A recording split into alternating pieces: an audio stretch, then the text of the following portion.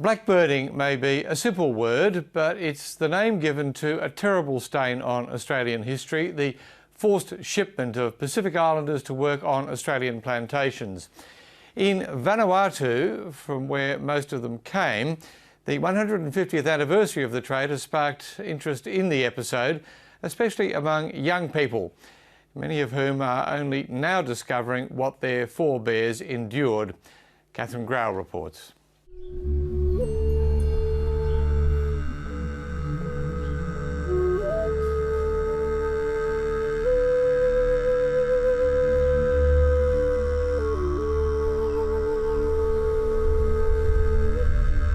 Marcel Metherong is a filmmaker and musician living in Vanuatu's capital, Port Vila.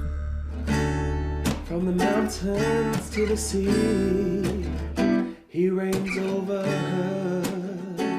Robert Mann lives some 2,000 kilometres away in Australia. While both Marcel and Robert have music in their blood, the two 30-somethings also have something else in common. My great-great-grandfather was from West Ambrym, from Wakon village in Vanuatu. The boat came to shore and basically back then the village was very close to the beach, and so that was like very accessible for the blackbirders to come through and just collect the islanders, and yeah, he happened to be one of them.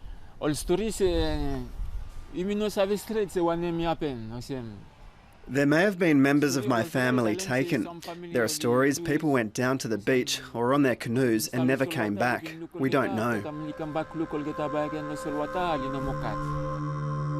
The destinies of these two young men were decided by who was taken and who was left behind, when in the late 19th century recruiters descended on islands across the Pacific on the hunt for cheap labour to work in Australia's burgeoning sugar and cotton industries.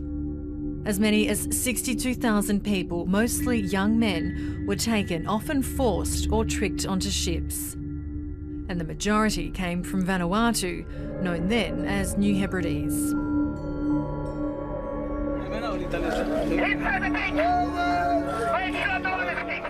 Hundreds turned out as the island nation paused to remember the first ship's departure in 1863.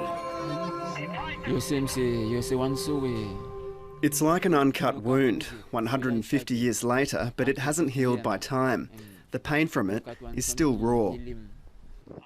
Although storytelling is a popular pastime in Vanuatu, the stories of those who were blackbirded have been surprisingly neglected. It's a dark chapter of Vanuatu's history, but it's been lost. It's been hidden since independence. I don't know why our leaders have done that. It should be in the school curriculum, because children today know nothing about blackbirding.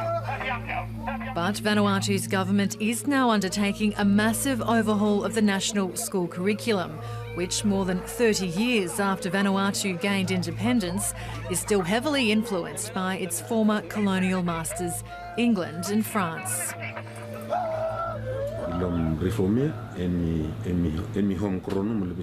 The curriculum reform is now entirely homegrown. All of the concepts and all of the philosophies for any of the subjects must originate from our country. It's a way of respecting our principle of sovereignty and our independence. The new syllabus is still in its draft stage, but there are high hopes it can start being rolled out in 2015. Local history will play an important part, as will the Creole language Bislama, which came about as a result of the blackbirding trade. The white men were speaking English, but our ancestors, especially those working on the farms, couldn't speak it.